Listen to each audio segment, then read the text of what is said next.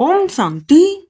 आज 21 जून 1972 की अव्यक्त बाप दादा की मधुर अनमोल महावाक्यों में से चुनते हैं मुरली मंथन।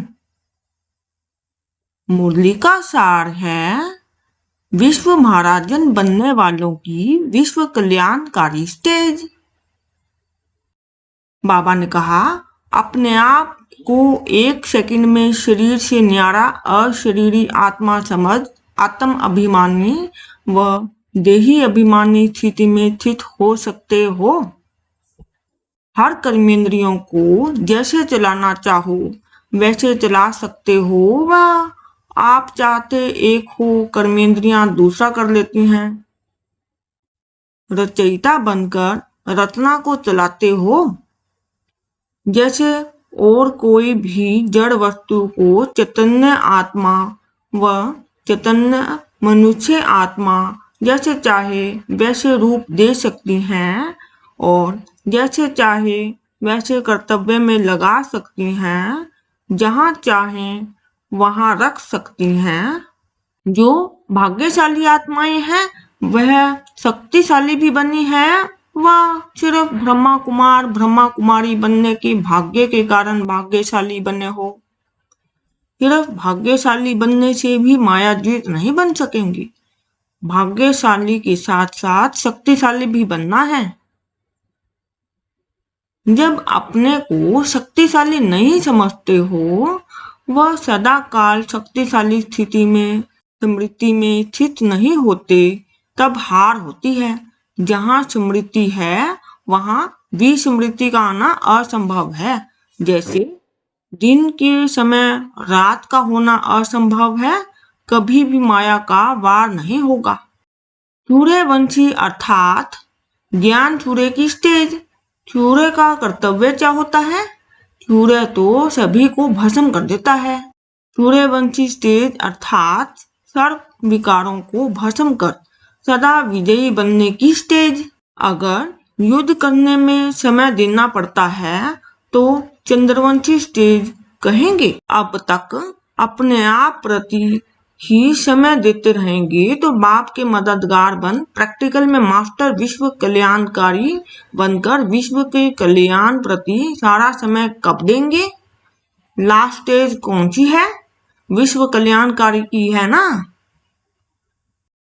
अब यह प्रयत्न करो, दिन रात संकल्प सेकंड विश्व के कर्तव्य में व सेवा में जाएं। जैसे लौकिक रीति में भी जब लौकिक रचना के रचयिता बनते हैं तो रचयिता बनने से अपने तरफ समय देने के बजाय रचना की तरफ ही लगाते। अगर अति रोगी, अति दुखी, अति अशांत रचना होती है तो रचयिता माँ बाप का पूरा अटेंशन उसी प्रति रहता है। अपने आप को जैसे भूले हुए होते हैं। वह तो है हद की रचना, लेकिन आप तो बेहद विश्व के मास्टर रचयिता हो ना। बेहद रचना अर्थात सारे विश्व को कल्याणकारी बन सदा काल के लिए सुखी और शांत बनाना है, तो बेहद रचयिता का अटेंशन होना चाहिए। अब ऐसे ही समझो, यह जो थोड़ा समय रह गया है वह है विश्व के कल्याण प्रति। भक्ति मार्ग में जो महादानी कल्याणकारी वृत्ति वाले सेवाधारी होते हैं वह कोई भी दान आदि अपने प्रति नहीं करेंगे, सर्व आत्माओं प्रति ही संकल्प करेंगे। तो यह रीति रस्म आप श्रेष्ठ अथवा कल्याणकारी आत्माओं से ही शुरू हुई है, तो भक्ति में भी रस्म चली आती है। जरूर प्रैक्टिकल में हुई है, तब तो यादगार रूप में रस्म चल रही है। जब सेवा करेंगे तो इसका खाता भी जमा होगा और सेवा के प्रत्यक्ष फल की प्राप्ति स्वतः ही प्राप्त हो जाएगी। अब जन्म ही ब्रह्मा कुमारी का है, तो जो बाप का कर्तव्य वह स्वतः ही बच्चों के संस्कार होने चाहिए। जैसे साकार बाप को प्रत्यक्ष रूप में देखो, वे रात को नींद के समय अथवा अपने शरीर के रेस्ट के समय भी ज्यादा समय कहाँ देते थे।